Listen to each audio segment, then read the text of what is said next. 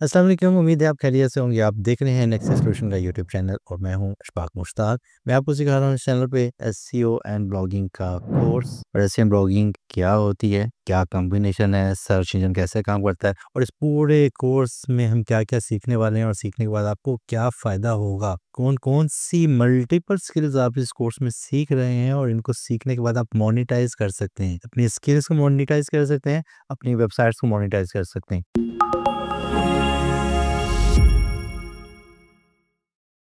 तो अगर आप इस वीडियो पे फर्स्ट टाइम आए हैं या आपने कोई लेक्चर्स पीछे से स्किप किए हैं, रिकमेंडेड यही है लेक्चर 1 से स्टार्ट कीजिएगा। सारे लेक्चर्स को तरतीब से देखिएगा, फिर आपको बहुत अच्छे से समझ आ जाएगी कि एक्चुअली ये कोर्स क्या है, ये क्या स्किल है। आज के लेक्चर में हम सीखेंगे कि टेक्निकल एसईओ क्या होती है। जैसा कि नाम बता रहा है कि थोड़ा सा टेक्निकल होगा, बट इतना भी टेक्निकल नहीं है आसान सा काम, बट इसका नाम टेक्निकल है। इस टेक्निकल एसईओ को हम बड़े ही आसान तरीके से समझेंगे। कौन कौन से ऐसे एस्पेक्ट्स होते हैं, कौन कौन से ऐसे फैक्टर्स होते हैं जो हमारी वेबसाइट के साथ एसोसिएटेड होते हैं और टेक्निकल पार्ट है जिसको फोकस नहीं किया जाता, तो उनको हमने कैसे एड्रेस करना है। बहुत ही सिंपल तरीके से समझाऊंगा कि इंशाल्लाह आपको ये वाले तमाम फैक्टर्स अच्छे से समझ आ जाएंगे और आप अपनी वेबसाइट पर अप्लाई कर सकेंगे। अगर आप हमारे लेक्चर से मुस्तफीद हो रहे हैं, आपको नया नया सीखने को मिल रहा है, अच्छे से परफॉर्म कर पा रहे हैं, तो आप चैनल को सब्सक्राइब कर दीजिएगा। अगर नहीं किया तो बेल नोटिफिकेशन जरूर दबा दीजिएगा और वीडियो को लाइक कर दीजिएगा। और अगर शेयर करना चाहें अपने दोस्त अहबाब के साथ तो बहुत अच्छी बात है, ये एक अच्छी चीज़ होगी, लोगों के लिए भी उनको सीखने को नई चीज़ें मिलेंगी। और अगर आपके सवालात हैं तो कमेंट सेक्शन में आप पूछ सकते हैं। इंशाल्लाह गुज़िश्ता वीडियोस की तरह इस वीडियो के भी आपके क्वेश्चंस को एड्रेस किया जाएगा, आंसर किया जाएगा। तो आज के लेक्चर का आगाज़ करते हैं और चलते हैं स्क्रीन की तरफ। थोड़ा सा थ्योरी पढ़ेंगे और थ्योरी के साथ साथ हम इसके प्रैक्टिकल भी करेंगे इंशाल्लाह। तो हमारा लेक्चर का जो टॉपिक है that is advance technical SEO. अब एडवांस टेक्निकल एसईओ होती क्या है? एसईओ के बारे में हमने बहुत कुछ पहले सीख लिया। ऑन पेज एसईओ का हमने पूरा सेक्शन कंप्लीट कर लिया है और आगे आने वाले लेक्चर्स में हमने ऑफ पेज एसईओ को करना है। बात करते हैं एसईओ की। बहुत से लोगों को यही अंडरस्टैंडिंग है और वो यही समझते हैं कि SEO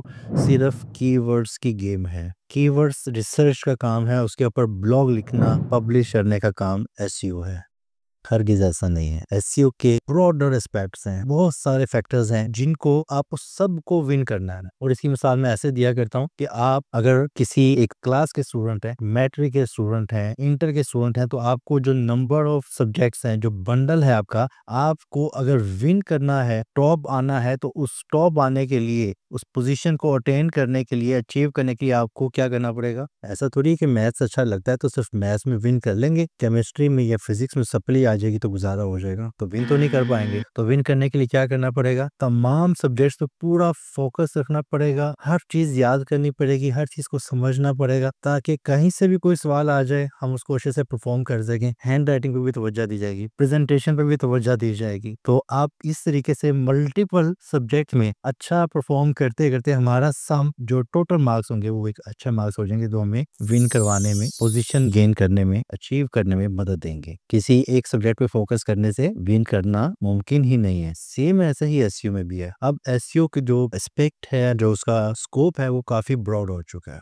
keyword no doubt important है, बट कीवर्ड के साथ हमने ऑन पेज एसईओ में कितने ज्यादा एस्पेक्ट्स को देखा था, वो सारे ही विन करने पड़ेंगे आपको। हमने ऑन पेज एसईओ का पूरा एक सेक्शन कंप्लीट कर लिया है। कीवर्ड डिस्कवरी है, क्लस्टर हैं और उसमें कंटेंट राइटिंग है, ऑन पेज एसईओ, ये सारे लेक्चर्स हम कवर कर चुके हैं। तो इस सारे एस्पेक्ट्स को कवर करेंगे तो आपका ऑन पेज का सेक्शन कंप्लीट होता है। लेकिन उसके बाद ऑफ पेज एसईओ क्या है, जो आगे अब लर्न करेंगे, उसकी डेफिनेशन में सिर्फ आपको बता देता हूँ, डिटेल में हमने आगे लर्न करना है और उसके मल्टीपल लेक्चर्स मौजूद हैं। ऑफ पेज एसईओ क्या है? ऐसे काम जो आपने अपनी वेबसाइट पे नहीं किए, लाइक बैकलिंक्स बिल्ड करना, या आप अपनी वेबसाइट के बैकलिंक किसी और वेबसाइट पर बिल्ड करते हैं, लेकिन एसईओ किसकी हो रही है? आपकी साइट की। तो एक ऑन पेज एसईओ है जो हम अपनी साइट पे करते हैं परफॉर्म, एक ऑफ पेज एसईओ है जो हम अपनी साइट के लिए परफॉर्म करते हैं, बट अपनी साइट पे नहीं करते, किसी और साइट पे करते हैं। इन दोनों के अलावा भी एक एसईओ होती है जिसका नाम टेक्निकल एसईओ है, और वो टेक्निकल एसईओ आज के लेक्चर में कवर करने वाले हैं। और टेक्निकल एसईओ क्या होती है? आपके जो प्रोसेस हैं वेबसाइट के, जो उसके मल्टीपल एस्पेक्ट्स हैं, जिनको भी हम वन बाय वन लर्न करने वाले हैं। टेक्निकल एस्पेक्ट्स होंगे ऐसे जिनको आपको इम्प्रूव करना जरूरी है, ताकि सर्च इंजन आपकी वेबसाइट को क्रॉल कर सके, इंडेक्स कर सके। किसी इशू की वजह से अगर आपकी साइट में कोई एरर है, क्रॉलिंग नहीं हो पा रही, तो इंडेक्सिंग नहीं हो पा रही, तो आपके अच्छे कंटेंट का भी क्या फायदा। तो कौन कौन से टेक्निकल एस्पेक्ट्स हैं जो आपकी साइट की रेटिंग को लो कर सकते हैं, डी रैंक कर सकते हैं, उन सारे एस्पेक्ट्स को इंशाल्लाह उनमें से काफी ज्यादा को कवर कर लेंगे आज के लेक्चर में। और इसमें आपकी साइट का इंडेक्स होना, उसकी सिक्योरिटी, उसकी परफॉर्मेंस, वो कैसा परफॉर्म करती है, उसकी मोबाइल रिस्पॉन्सिवनेस या रिस्पॉन्सिवनेस डिवाइसेस पे वो कैसा दिखती है, सारी चीजें मैटर करती हैं। तो हम स्टेप बाय स्टेप लर्न करते हैं कि ये एसईओ एक्चुअली है क्या। तो यहाँ पे आप देख रहे हैं on page, of page SEO, technical SEO, तो इसको बारे में हमने अभी लर्न कर लिया है शॉर्टली कि एक्चुअली ये तीनों क्या होती हैं और तीनों का डिफरेंसेस क्या है। टेक्निकल एसईओ में हम बैक एंड के एलिमेंट्स हैं जो कि आपकी साइट का स्ट्रक्चर हो गया, साइट मैप हो गया, पेज की स्पीड है, सिक्योरिटी सर्टिफिकेट HTTPS, और आपकी मोबाइल रिस्पॉन्सिवनेस और स्क्रॉलेबिलिटी। इन सारी फैक्टर्स को कलेक्टिवली देखा जाए तो ये आपकी साइट के टेक्निकल एस्पेक्ट्स होते हैं और एसईओ का पार्ट है, इसको भी इम्प्रूव करना पड़ेगा।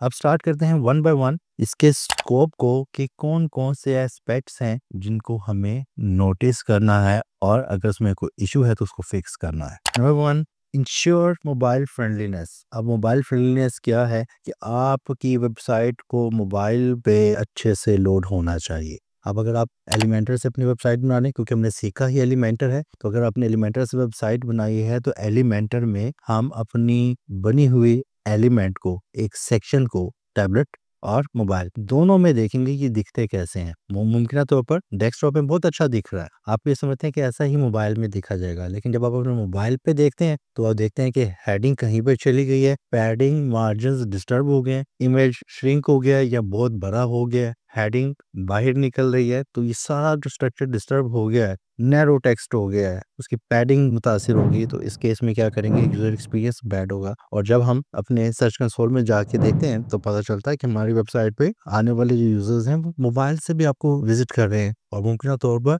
ऐसा भी हो सकता है ज्यादातर ऑडियंस आपकी साइट को मोबाइल से देख रही हो। तो इसका मतलब ये है कि डेस्कटॉप के साथ साथ मोबाइल को भी आपने फिक्स करना होगा। मैं क्विकली आपको सिर्फ फिक्स करने का बताता हूँ कि ये करना कैसे है, और हम गुज़िश्ता लेक्चर में इसको कर भी चुके हैं, लेकिन फिर भी हम चले जाते हैं अपने साइट पे वर्डप्रेस के डैशबोर्ड में, और किसी एक पेज को हम ओपन कर लेते हैं और उस पेज को हम एडिट करके देखते हैं कि इसमें क्या क्या ऑप्शंस हमें मिलती हैं। फॉर एग्जांपल, हम आ चुके हैं अपने वेबसाइट के डैशबोर्ड पे, और डैशबोर्ड में आके हम क्या करेंगे, अपने किसी पेज को ओपन कर लेंगे और उस पेज को आप एडिट विद एलिमेंटर कर लें, और एडिट विद एलिमेंटर करने के बाद आपके सामने ऐसी स्क्रीन आती है। अब आप देखिए यहाँ पे ऊपर ब्लैक बार जो आपको नजर आ रही है, इसमें आप डेस्कटॉप पे बाय डिफॉल्ट आपको नजर आ रहा होगा कि आपकी वेबसाइट ऐसी दिखती है, और आपने ऐसे ही बनाया होगा इसी इंटरफेस के ऊपर, और आपने इसे अच्छे से बनाया। अब आप इसको जब लाइव साइट पे देखते हैं तो आपको लगता है एवरीथिंग इज परफेक्ट। तो आप क्या करेंगे, आप टैबलेट में आके देखिएगा कि टैबलेट में कैसे दिखती है, जो उसके इश्यूज होंगे में भी मुमकिन है कि उस पर टेक्स्ट इतना छोटा हो कि पढ़ा ही ना जा रहा हो, या इसको साथ में अभी एक ही सेक्शन की बात करें, अभी हम स्क्रॉल नहीं कर रहे हैं, नीचे वाले सेक्शन को नहीं देख रहे हैं, एक सेक्शन को तीनों डिवाइसेस पे हम चेक करेंगे। तो मोबाइल पे ले आते हैं, मोबाइल पे आके देखते हैं यहाँ पर, तो इसका जो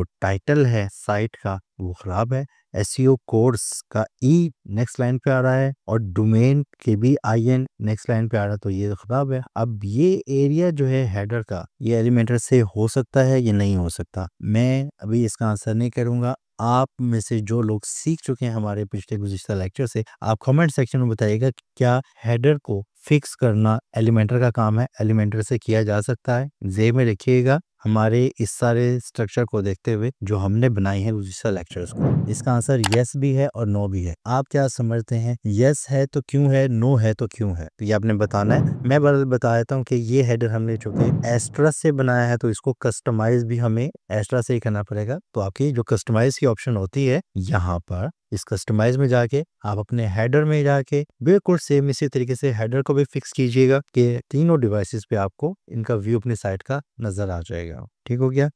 अब यहाँ पर ये कस्टमाइज ओपन हो चुका है। यहाँ पर बॉटम पे देखिएगा ये आपको तीनों डिवाइसेस नजर आ रही हैं बिल्कुल एलिमेंटर की तरह। तो आप अपनी साइट को अगर डेस्कटॉप में देखना चाहते हैं, टैबलेट में देखना चाहते हैं, या मोबाइल पे देखना चाहते हैं, तो मोबाइल पे इसका व्यू आ चुका है। आपने जिस एलिमेंट को चेंज करना है उस पर क्लिक कीजिएगा, उसकी सेटिंग में आ जाएं और उसको चेंज कर लें, कस्टमाइज कर लें। टेक्स्ट को फिक्स करना है तो टेक्स्ट को फिक्स कर लें, लोगो को अगर आपने फिक्स करना है और उसकी जो विड्थ है वो आपने कम करनी है वो आप कर लीजिए। ये देखिए मैंने इसको सिर्फ स्लाइड किया है, लोगों को छोटा किया है, तो ये पहले से बेहतर हो गया है। और अगर मैं इसके साइड टाइटल की बात करूं तो मैं साइड टाइटल को मोबाइल पे हाइड ही कर देता हूँ, मुझे दिखाना ही नहीं है। और दिखाना मकसूद है तो हम उसको कस्टमाइज कर देंगे, साइड टाइटल पे आके इसका फॉन्ट छोटा कर देंगे।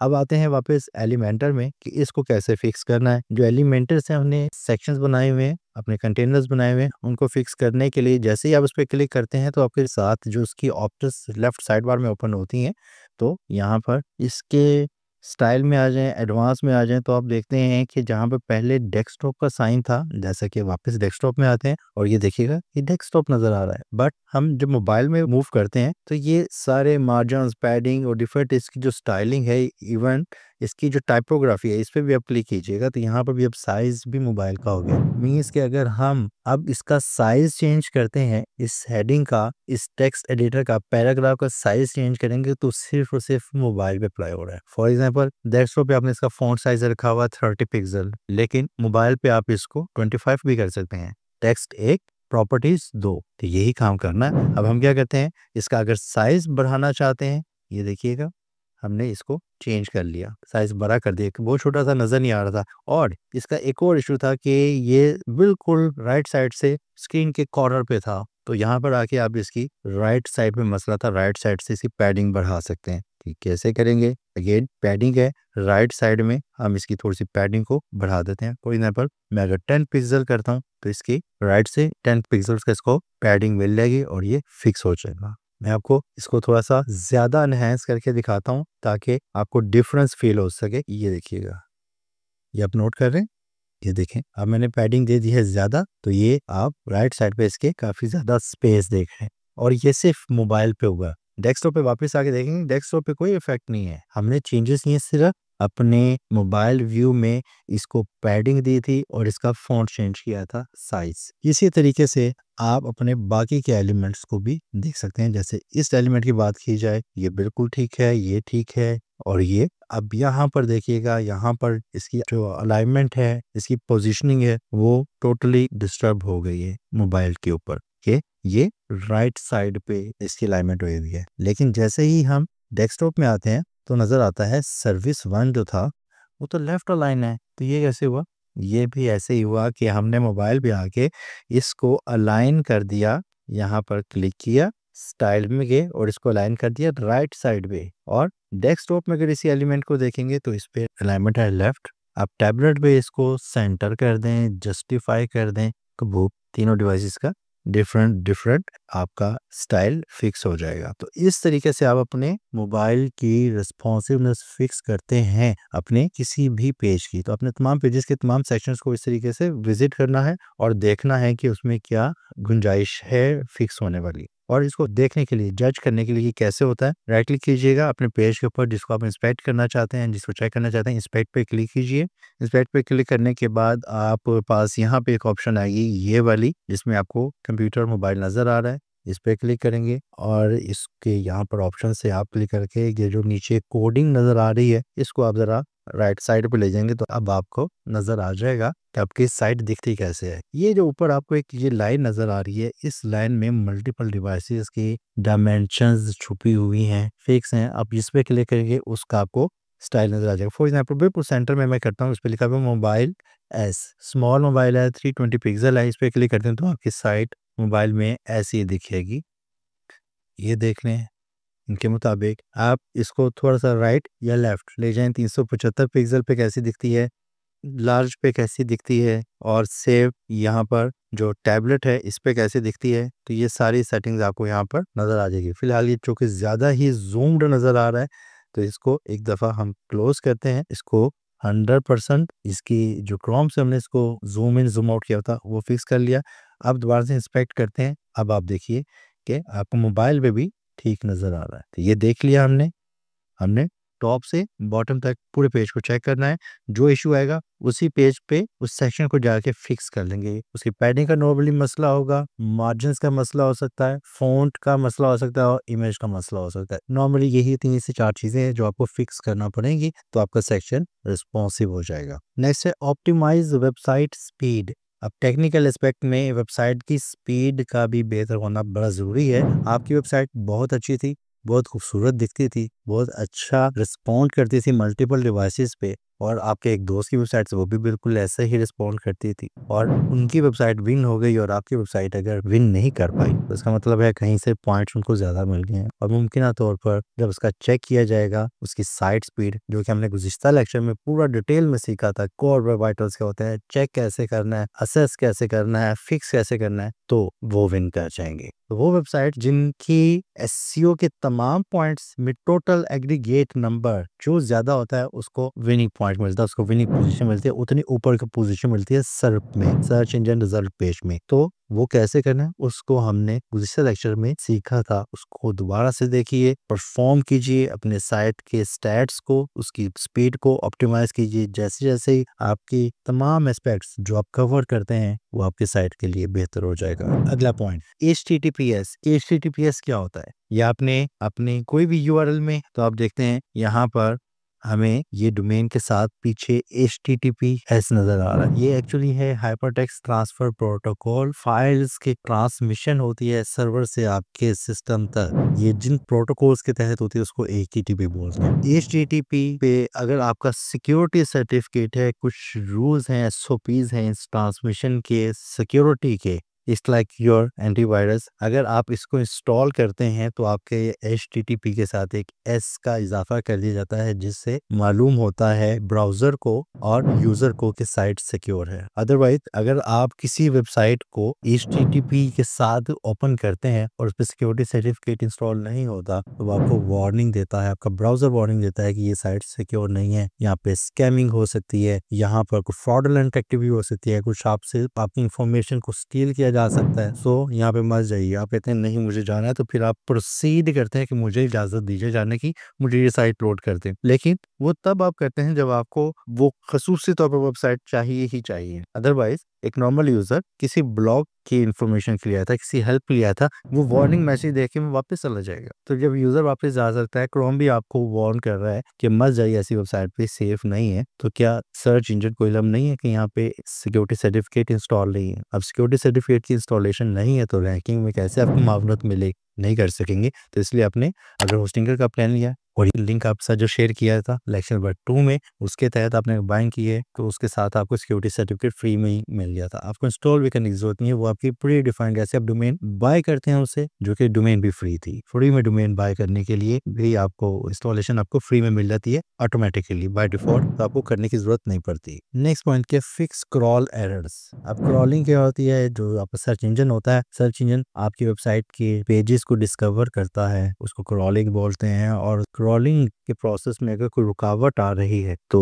कैसे इंडेक्सिंग हो सकेगी और रैंकिंग कैसे होगी? तो आपको कैसे पता चलेगा कि क्रॉलिंग बिल्कुल स्मूथली हो रही है? उसके लिए आपको सर्च कंसोल का विजिट करना पड़ेगा, और इसका लेक्चर हम कवर कर चुके हैं, वो आप सीख चुके हैं। इस सर्च कंसोल को कैसे एक्सेस करना है, कैसे लिंक करना है अपनी साइट के साथ, और उसकी जो मल्टीपल ऑप्शंस जो आपको वहाँ पे देखने में मिलती हैं, उनके क्या क्या फ़वाइद हैं, उनसे क्या क्या इन्फॉर्मेशन हमें हेल्पफुल मिल सकती है। तो आपको सर्च कंसोल को फिक्स करना पड़ेगा, वहाँ पे वो आपको एरर्स बता देगा कि आपकी साइट पे ये मसले मसाइल हैं जिसकी वजह से मैं इंडेक्सिंग नहीं कर पा रहा हूँ, तो वो आपके लिए ज़रूरी है। नेक्स्ट है create and submit an XML site map. Site map क्या होता है? साइट मैप के बारे में हम पहले भी बात कर चुके हैं, और GSC Google search console analytics वाले लेक्चर में भी हमने इसको जिक्र किया था और बताया था कि साइट मैप क्या होता है और साइट मैप को कैसे आपने इंटीग्रेट करना है, फिक्स करना है, सबमिट करना है अपने सर्च कंसोल में, ताकि सर्च इंजन के लिए क्रॉलिंग और आपके पेजेस की डिस्कवरी का मरहला है, जो प्रोसेस है, वो आसान हो जाए। अब साइट मैप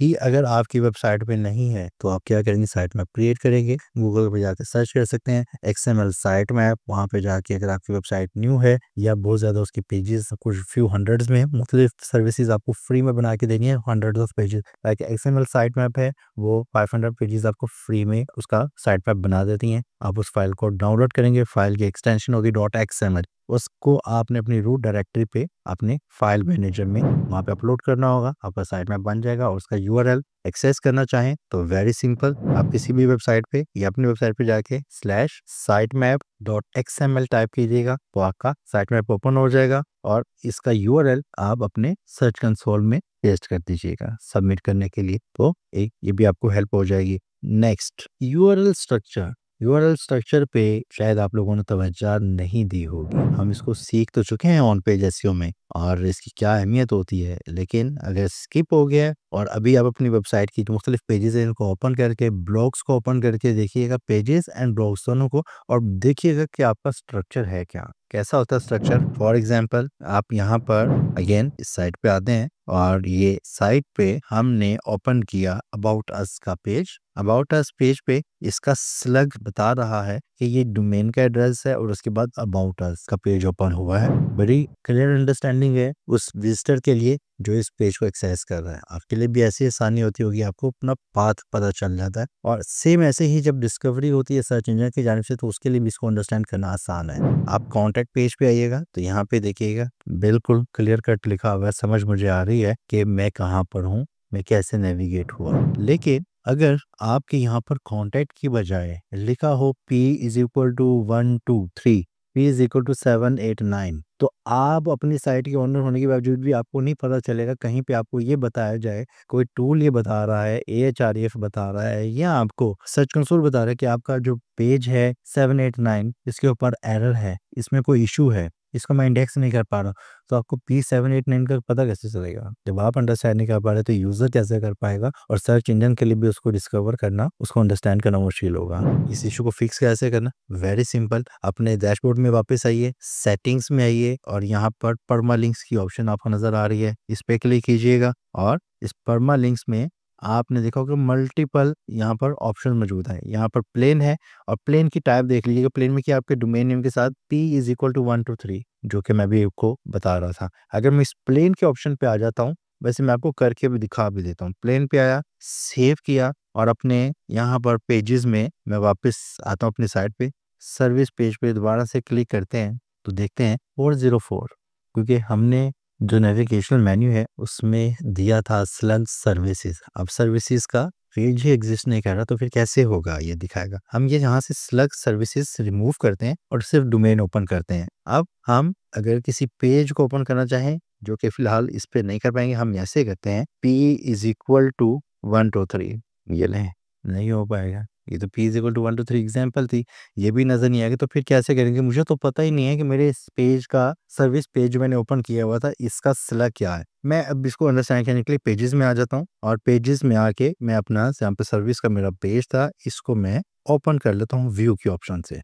व्यू पे किया तो पता चला पेज ID=53। अब पहले मेरा स्लग था सर्विस के साथ, अब मेरा स्लग हो गया है पेज ID=53। इसी तरीके से आपके जो ब्लॉग्स होंगे, आर्टिकल्स, उन पे भी P= कोई ना कोई कोड होगा। इसको अंडरस्टैंड करना मुश्किल है, इसलिए आपको क्या करना पड़ेगा, वापस आइएगा सेटिंग्स में, परमालिंक्स में आए और मल्टीपल ऑप्शंस हैं, इसको बस समझ लीजिए कि क्या क्या होगा। इसमें डे एंड टाइम लाजिम आ रहा होगा, इस मेथड में मंथ एंड नेम आ रहा होगा आपकी फाइल का, यहाँ पे सिर्फ नंबर आ रहे होंगे। इस पोस्ट नेम जो है बेस्ट है, इसको आपने सेलेक्ट करना है। और कस्टम स्ट्रक्चर अगर आप खुद से कोई स्ट्रक्चर देना चाहें तो वो भी आप दे सकते हैं। फिलहाल आप पोस्ट नेम को सिलेक्शन कीजिएगा। पोस्ट नेम में क्या आएगा, आपका साइट का यूआरएल और उसके बाद सिंपल जो स्लग होगा ABC का, जो आपने खुद से डिफाइन किया होगा। Title of the page, slug, post का टाइटल, आर्टिकल का जो टाइटल है वो यहाँ पे नजर आएगा। आप इसके बाद इसको सेव का बटन दबाइएगा, आपका यूआरएल का स्ट्रक्चर फिक्स हो गया। इंपॉर्टेंट है।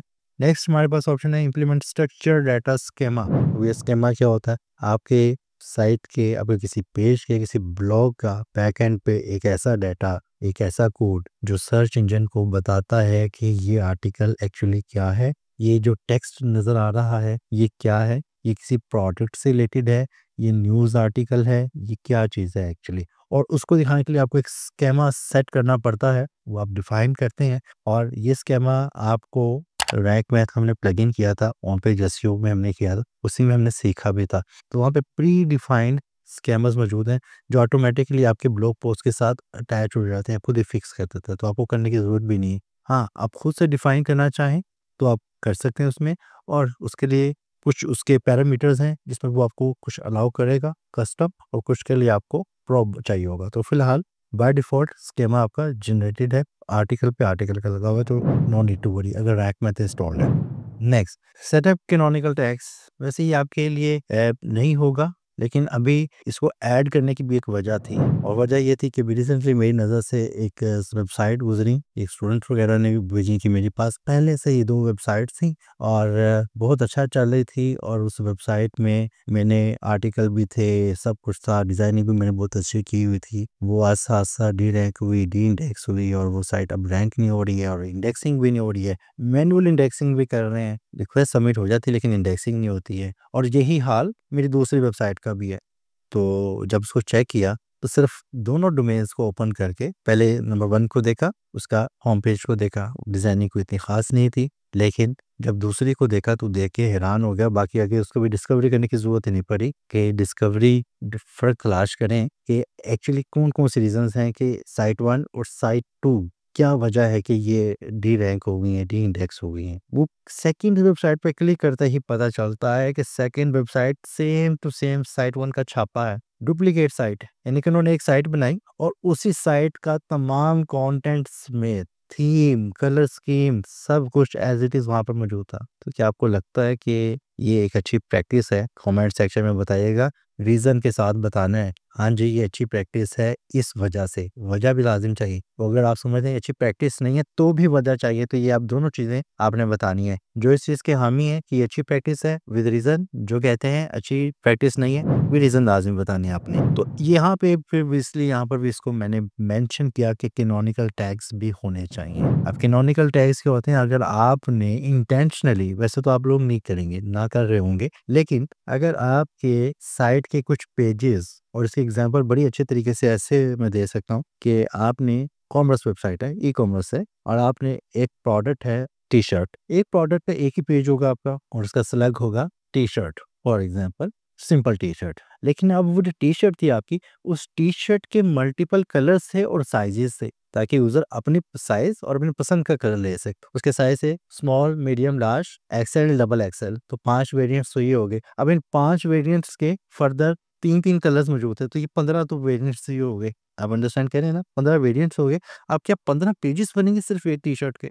नहीं, इसमें क्या होगा, आपके यूआरएल चेंज हो रहा है और उस यूआरएल में नज़र आ रहा होगा कि t-shirt colour is equal to blue, या ब्लू कलर, जैसे भी आपने स्लैग का स्ट्रक्चर बनाया होगा। यूआरएल एक ही है। तो इस केस में आपके 15 पेजेस बनने की बजाय आपके जो वेरिएंट्स होंगे उनके बैक एंड पे एक टैग लगा होगा जिसका नाम होगा कैनोनिकल टैग। कि अगर आपने इंटेंशनली भी 2 पेजेस सेम बनाने हैं तो उस पेजेस के साथ जो आपका डुप्लीकेट पेज होगा उसको यूआरएल मास्टर का देना पड़ेगा कैनोनिकल टैग में, ताकि उसको पता चल जाए कि ये एक्चुअली कॉपीड पेज है और बनाया गया है, इसका तमाम तासुर, इसका तमाम इफेक्ट मास्टर को ट्रांसफर होना चाहिए। अगर कस्टम साइट है तो आप जानते होंगे, लेकिन क्योंकि हमने एलिमेंटर की साइट बनाई है, एलिमेंटर में ये काम कैसे करना है ये मैं आपको बता देता हूँ। जैसे आप लोगों को मैं ये चीज़ें जो भी बात करता हूँ मैं फ़ौरन से बता देता हूँ। क्लास में मैं हर चीज़ नहीं बताता हूँ, असाइनमेंट देता हूँ कि ये काम करके आइएगा, कर लेते हैं स्टूडेंट्स वो सारे, जो नहीं करते हैं तो फिर उनको फिर बताना पड़ता है। तो यहाँ पर मैं अब आपको बता देता हूँ। फॉर एग्जांपल यही हमारा पेज है,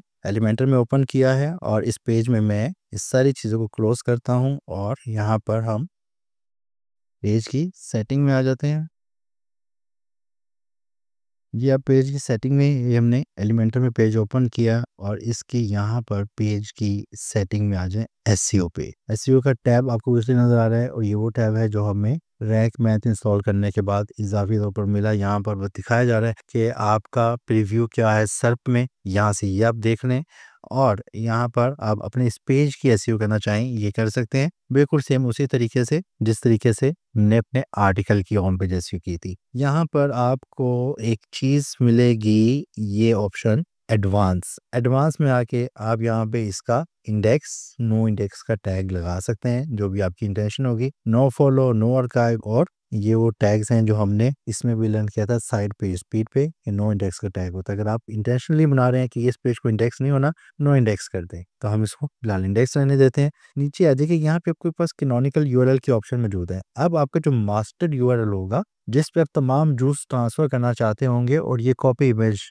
पे आप उस मास्टर यूआरएल का लिंक पेस्ट कर देंगे। इसके बाद सिंपल आपने सेव करना है, इसको पब्लिश करना है, दैट्स इट, ये काम हो जाएगा। ये भी ज़रूरी है और इसको सिर्फ और सिर्फ ऐड इसीलिए किया गया था कि ये भी रीसेट हुई, केसेस की एग्जाम्पल नज़र से गुजरी थी ताकि आप भी वो गलती ना कर बैठे। Next, proper indexing. और प्रॉपर इंडेक्सिंग के लिए रोबोट और टेक्स्ट की फाइल होती है आपके फाइल मैनेजर में, रूट डायरेक्टरी पे ये फाइल पड़ी होती है और ये कंट्रोल करती है कि किस चीज़ को इंडेक्स करना है और किसको नहीं करना। सर्च इंजन के लिए अलाउ दिस अलाउ, इसके बारे में डिटेल में अगर आप कोडिंग करना चाहते हैं अलाउ की दिस अलाउ की, तो यूट्यूब पे जाके सर्च कीजिएगा या प्लान कर लीजिएगा। रैंक मैथ अगर आपने इंस्टॉल किया है तो रैंक मैथ आपकी इस सेटिंग को, रोबोट और टेक्स्ट की फाइल को ऑटोमेटिकली जनरेट कर देता है और उसको अपडेट भी कर देता है कि दिस अलाउ वाली क्वाइटर ना हो। लेकिन अगर आप खुद से चाहते हैं कि दिस अलाउ कर दें कुछ पेजेस को, सर्च इंजन उसको इंडेक्स ना करे, तो आप इसको लर्न कर लीजिएगा, यूट्यूब पे जाके देख लीजिएगा। Internal linking,